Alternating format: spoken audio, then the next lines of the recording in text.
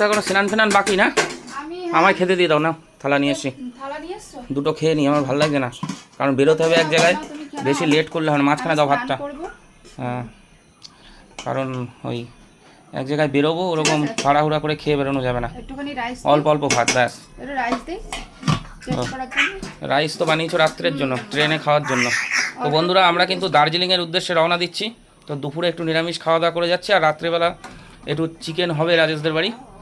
ঠিক আছে, ব্যাস ব্যাস ব্যাস, একদম একদম, আর কিচ্ছু না। তরকারি দিয়ে দাও, দাও সব কিছু সাইডে সাইডে দিয়ে দাও, বুঝলে তো? আলু ভাজা দাও, একটু আলু ভাজা, সব অল্প অল্প করে। নিরামিষ তরকারি, পাঁচমিশালি সবজি, বিট, গাজর, গাজর নেই, বিনস, তারপরে হচ্ছে বড়ি, ক্যাপসিকাম, থাক, ভাল লাগে এই তরকারি। আর ডাল, ডাল এই ভাতের মাঝখানে দিয়ে দাও। কিসের ডাল এটা? মটর ডাল।